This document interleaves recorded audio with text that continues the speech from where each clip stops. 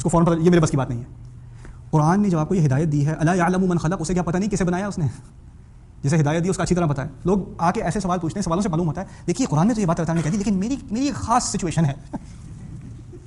دیکھیے ہاں وہ بات تو ٹھیک ہے ہاں قرآن میں ہے ہاں لیکن میرا ایک خاص مسئلہ ہے جو الگ میرے لیے ہے، اور وہ آپ اس کے لیے مجھے کوئی خاص ہدایت دیجیے. آپ اللہ تعالیٰ آپ کو اطمینان دے کے فرما رہے ہیں آپ کے لیے خاص ہدایت ہے یہ.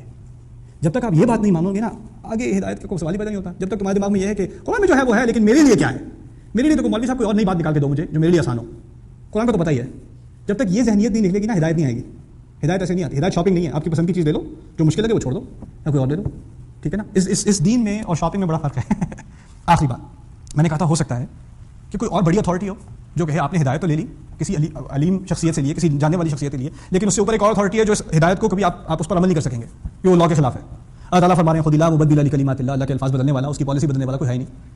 وہ کلمۃ اللہ ہی العلیٰ، اللہ تعالیٰ کا کلام سب سے اونچا، اس سے اونچا کچھ ہو نہیں سکتا. یہ فائنل اتھارٹی ہے. میں یہ کہنا چاہ رہا ہوں کہ آپ ہدایت دنیا میں زندگی میں ہمیشہ لیتے ہیں. دوست سے ہدایت لیتے ہیں، بڑوں سے گھر میں فیملی میں ہدایت لیتے ہیں، پروفیشنل سے ہدایت لیتے ہیں، ڈاکٹر سے ہدایت لیتے ہیں، انجینئر سے ہدایت لیتے ہیں، سمجھ رہے ہیں نا. یونیورسٹی میں اپنے پروفیسر سے آپ ہدایت لیتے ہیں. لیکن جب آپ اللہ تعالیٰ سے ہدایت لیں گے تو ایک فرق ہوگا. وہ ہدایت ہمیشہ اپلائی ہوگی، آپ جوان ہو یا بوڑھے ہوں، آپ صحت میں ہو یا مرض میں ہو، آپ غربت میں ہو یا آپ غنا میں ہو، آپ جو ہے امیری میں ہو، اس سے کوئی فرق نہیں پڑے گا. آپ کے حال بدلتے رہیں گے، ہدایت کا حال نہیں بدلے گا. آپ جس بھی حال میں ہو آپ کو ہدایت مل جائے گی.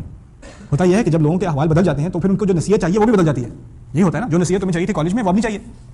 جو نصیحت شادی سے پہلے چاہیے تھی وہ اب تو کوئی فائدہ نہیں، نصیحت کا تو شادی ہو چکی. لیکن خیر شادی کے بعد جو ہوگا وہ نصیحت اور ہے، بچوں کے بعد نصیحت اور ہے، بچوں کی شادی کے وقت نصیحت اور ہے.